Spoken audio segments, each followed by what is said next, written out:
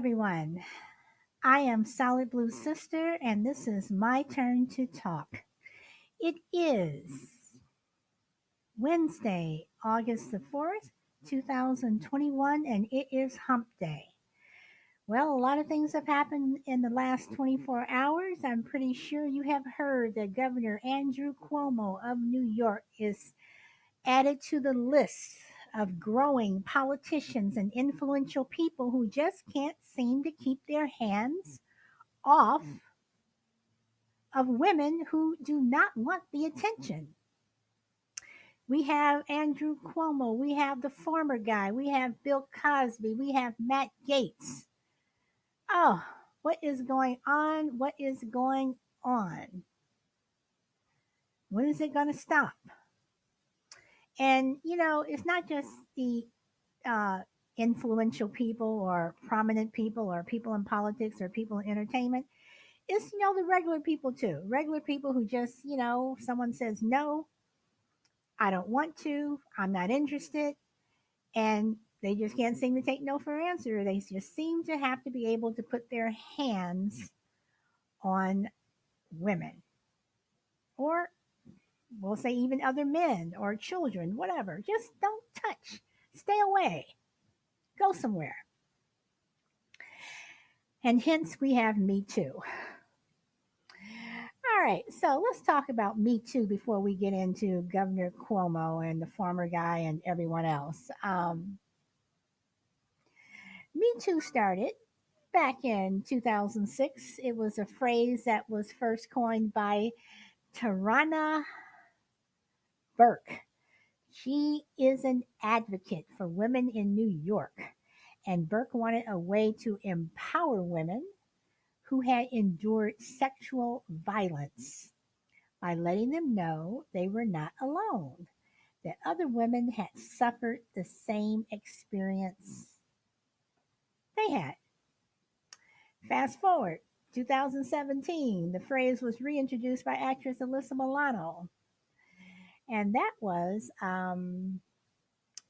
as a way to encourage women and men to share their stories as part of an anti sexual harassment movement. And these results of the revived movement have since uh, exploded with people sharing their stories, and they accompany it with the hashtag MeToo, and which you see on a lot of media platforms. So let's go back to Governor Andrew Cuomo. You know, what do they say? Whatever is done in the dark will always come out in the light. It will always come out in the daytime. And you can threaten people, and you can bully people, and you can pay someone off, and you can fire someone. But at the end of the day, there's always someone who knows your secret. And that secret is usually the victim. Okay? That's the victim that you are harassing, who you are doing all of this to. Okay? And not just in sexual harassment. I'm just talking about, if you're a bully, or if you're just not a nice person,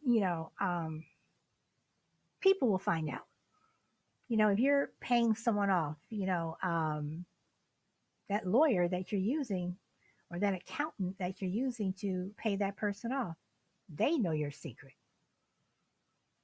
If you bully someone in front of other people, then the people who you're bullying them in front of, they know your secret. But you never know what the victim's going to do. You never know at one point when they say, I've had enough, and they start talking like a canary. What do? Well, you're Governor Cuomo, you try to justify it. What's wrong with a hug? Yes, I hug and kiss, people on the cheek. I kiss men on the cheek. What's the difference between what I did from hugging someone who was a hurricane victim. Really, Governor Cuomo? There's a big difference. And then you have the former guy who's talking about, grabbing women by the pussy. Yes, I said that. I said that because that's what he said. I'm not going to clean it up. I am going to say exactly what people say. All right. And that's what he said. You know, um, how many stories have we heard when the former guy, went behind the uh, uh, stage in the dressing rooms of Miss America and walking in on them when they're, changing their clothes and seeing women topless and what have you. Why do you feel that you can do that? Because you own the show, or because you're the producer, or you're footing the bill or whatever? No, no. You took advantage, and that kind of puts you in the place of a little pervert, you know? And Bill Cosby admits to drugging women, giving them a little bit of, Jesus juice, you know, drugging them. He admits that. And he gets off on a technicality. He gets let out of prison on a technicality. Really? Then let's not forget about Matt Gaetz. You know, he's accused of having sexual relations with underage girls, underage meaning under the age of 18. He's showing pictures of naked women on the House floor. Really? Then we have Bill Clinton. I won't forget about Bill Clinton. Okay. Um, he also lied about Monica Lewinsky. I never had sexual relations with that woman. Yeah, you did. And you got caught. And once again, you never know what the other person's going to say, or as in the case of Monica Lewinsky, who she's telling, and if that person is actually recording the phone call. You just never know. Like I said before in another show, with cell phones and video recorders, and you just never know who's doing what. So, why do these people do it? Why do, let's not forget, I forgot, Harvey Weinstein, um, you know, was a big time producer in Hollywood, and once again, he was on tape, caught harassing someone. If you don't do this, if you don't do that, then you won't get this role and what have you. Is it really serious, that important to really have that role in Hollywood? To, for women, I say, to give up your self respect, but for men, is that the only way you can have sex? Is if you threaten someone or bully them, or drug them? Is that the only way? What does that say about you? Bill Cosby has four daughters. What if someone did that to one of his daughters? In my opinion, apparently he didn't respect his wife because he's doing that. None of these men respect their, wives, or families if they're doing this. So why do they do it? Why do they do it?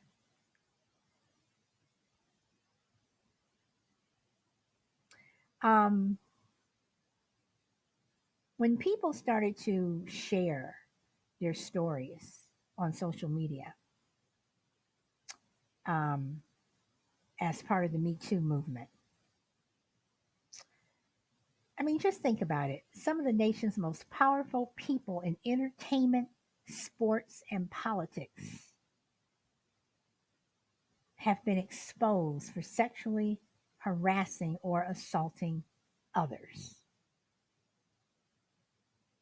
I mean, come on.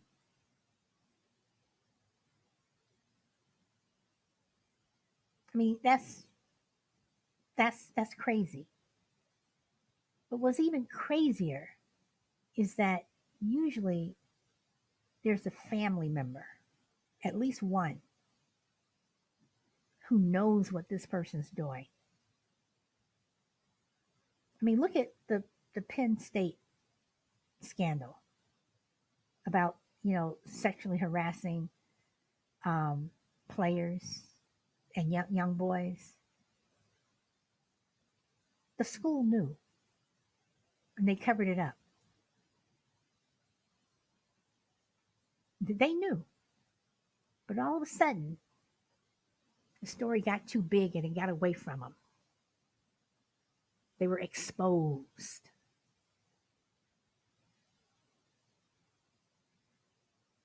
Um, you look at, again, going back to Harvey Weinstein being accused of sexual harassment.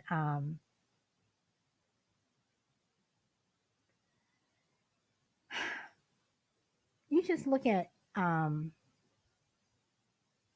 somebody like Harvey Weinstein, where you had someone like Ashley Judd and Rose McGowan, who, especially Rose McGowan, she was the most vocal about Weinstein's actions.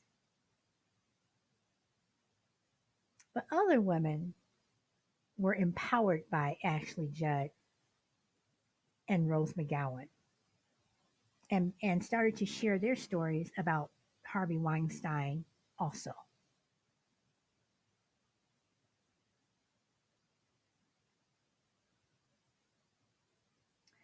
People who work with survivors of sexual assault and harassment on a daily basis, the response of hashtag Me Too back in 2017 was kind of beyond what they could comprehend. And it was definitely gaining traction and garnering national attention. So now we have this local grassroots effort that was started and spearheaded by Tarana Burke, had reached to a community of survivors in all walks of life. All walks of life. I mean, look at what happened in India, you know, about 5 or 6 years ago, where that woman was gang raped, and she was not only raped by about 6 or 7 men, but they also raped her with a pipe or something and left her for dead. She made it to the hospital, but she ended up dying a couple of days later, and those men were eventually, I do believe, uh, one of them took their life. One of the men committed suicide, and the others were executed. They were put to death. I do believe they were hanged.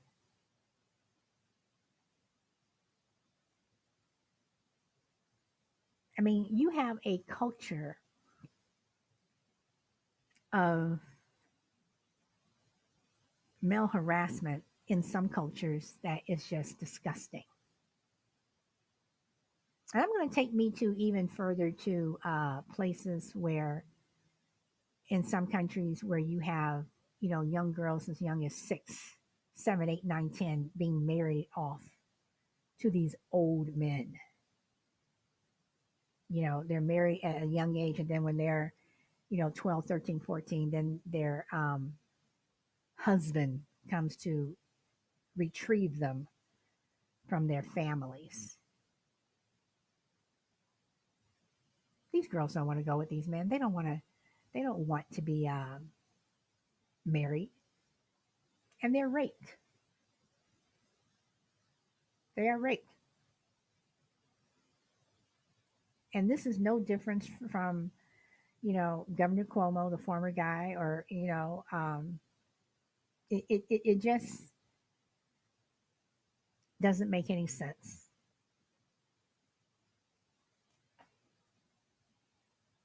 Sexual assault and sexual harassment is nothing new.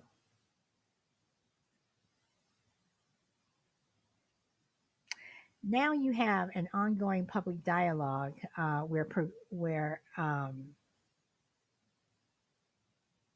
things change in how society deal with challenges of sexual harassment and assault. And one of the biggest changes is that survivors can share their stories in public without fear. I mean, 20 years ago, if you said something, the woman was still at fault. I mean, how many Catholic priests have been accused of sexual assault? And we probably shouldn't even stop at Catholics. How many other Baptist ministers, Protestant, Methodist, whatever, have been accused of sexual assault or are guilty of it? Look at what's gone on within women's gymnastics for years, where you had a doctor who was assaulting and sexually harassing and raping gymnasts.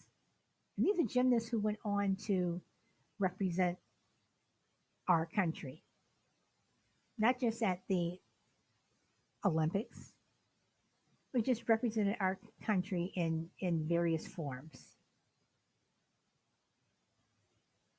The silence surrounding sexual harassment and assault is being broken. And people are now having a discussion about the issues and becoming more passionate about seeing something done. So to Governor Cuomo,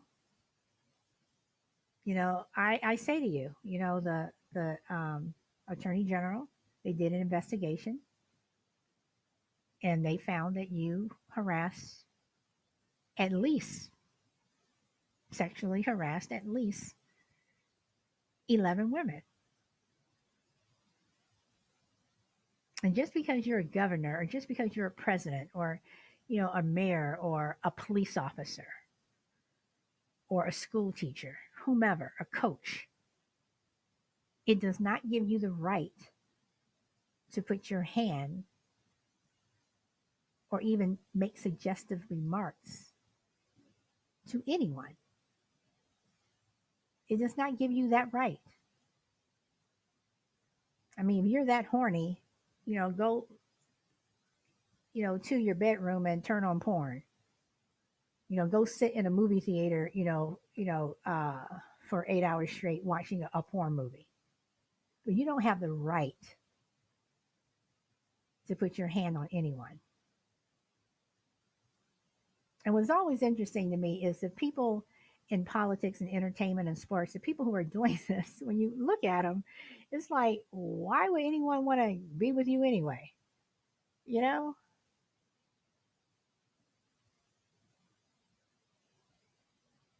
And if your families are turning a blind eye to it, shame on them. Shame on them. So I guess it's a good thing that we do have the Me Too movement because the Me Too movement has facilitated and prompted. Um, it has affirmed that survivors that they are not alone, and they have developed a stronger community where survivors feel like they have a voice. You know, when Tarana Burke started the Me Too movement back in 2006, um, it's given a chance for society to realize and demonstrate how widespread the issue is. And it shifted social norms and opinions about the issue. Before, when women were sexually assaulted, and raped, it was like, well, what did you have on? Well, why were you walking there? Or what were you doing there? Or why did you go to that party? Or, are you sure you didn't, encourage him? Are you sure? It was always the victim's fault. It was never the perpetrator. So social norms and opinions have changed. And it has also exposed belief systems that enable abuse. And I'll go back to stereotypes. You know, if you were raped, then, she must have been loose, or, she must have been a floozy, or, whatever. You have some people who enable abuse. You look at the Catholic Church. In my opinion, what happened with the Catholic Church, and by all of these, and I do mean all of these um, priests and bishops, within the Catholic Church was an enabler. They turned their other cheek. They may have moved this priest from this church or this school, and they put him someplace else, but you didn't fix the problem. You didn't remove that cancer. You just let that cancer spread on to another place that you moved that person to. The Me Too movement has also increased compassion for survivors and led to some changes in laws and policies.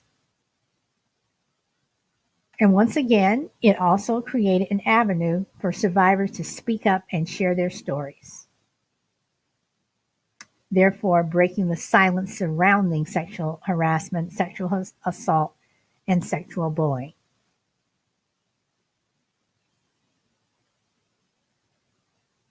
And very slowly, the Me Too movement has led to some punishment and incarceration of some powerful men. Because there are still a lot of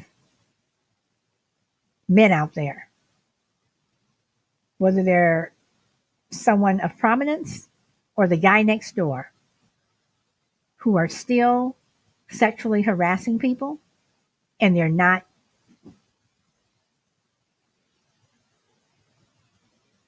being caught, or someone's looking the other way. So again, I say to these people who look the other way, what if it were your daughter? What if it were your mother? What if it were, you know, um, your wife? Would you look the other way? Probably not. But then again, with, one particular person, I think he probably would. And again, I go to Bill Cosby. He has, four daughters. How would you feel if one of this happened to one of your daughters? Or now I should say three. One of them passed away, but he still had four daughters. How would you have liked it? You have the Me Too movement that has led to the creation of Times Up Legal Defense Fund, which has provided legal representation for about 4,000 survivors, and it's led to expanded sexual harassment laws in California and New York.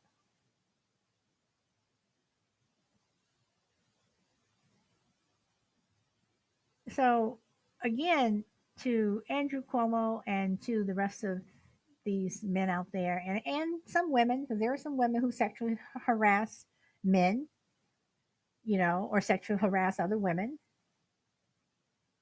What is usually done in the dark will eventually come to light. And not just with sexual harassment. That's with anything. Sooner or later. Because you never know who's watching you, and the person that you're victimizing, in the end, you never know what they're going to do. They could sign NDAs up the wazoo, saying that they won't talk about this and they won't mention this, but you never know. You never know. And people have gone against their NDAs. And yes, they have been sued, whatever. but the story still got out. So yeah, you can sue me for, not adhering to the agreement, but the story still got out. And why would you want to have someone sign an NDA for something like sexual harassment, or even if that person settled for money or whatever, why would someone have to sign an NDA? To me, that's telling me that you're guilty. You are guilty.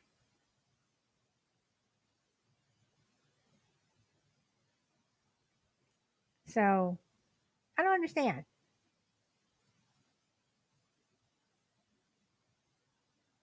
You look at someone like Andrew Cuomo, where after his response of COVID last year, before anyone knew that any of this was going on with these sexual harassment, there was a very well possibility that he could have run for president in 2024. Well, that's gone. But then again, maybe not. I mean, the former guy got in and he's bragging about how he's grabbing women by the pussy. So maybe not.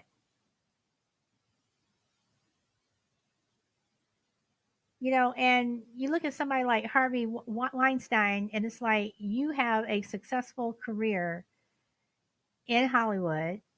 You're rich as I don't know what. You have a trophy wife. I won't necessarily say she's beautiful, but you have a trophy wife, and you're you're doing all this to young women. I mean, how much power do you want? What is it about sexually harassing women that makes you just get off so much that you just have to have that power? Because that's what it is. It's power. Rape is power. You're exerting your power over someone else.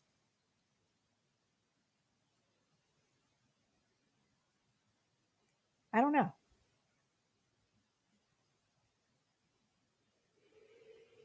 Hashtag Me Too is still a sign of solidarity for victims of sexual harassment and assault.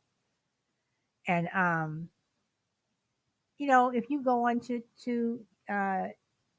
Twitter or Instagram, whatever, you'll still see daily posts where hashtag Me Too is still posted on a daily basis. And they are consistent reminders that sexual violence is a widespread issue. And hashtag Me Too has been effective in promoting social change and creating a community of support. But there's still no changes, in federal laws for real safety for survivors who speak up. I mean, you have people in the Senate and in the House who voted against, violence against women. Why would you vote against violence against women? So again, I say, what if it were your wife, your daughter, your mother, your aunt, your grandmother, whatever? Because yes, grandmothers are being sexually assaulted.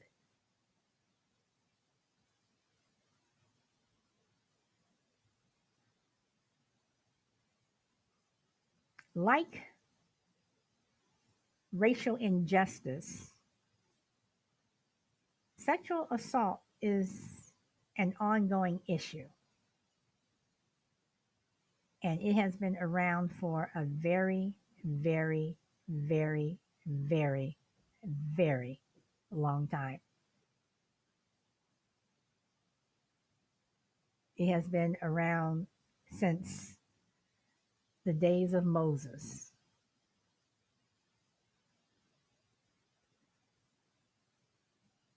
Women have always been in a position where they always have to be aware of their surroundings, who their friends are, who their friends' are. I mean, there are times when I've been invited out with people and I didn't like some of the side looks that I was getting, and I went home. I'm not going to stay around, for the fun or whatever. It's like I'm leaving. You just get that vibe. I don't care how cool that person is. Oh, they're cool. They're cool. Whatever. They may be cool with you, but I don't want to find out how cool they're going to be with me.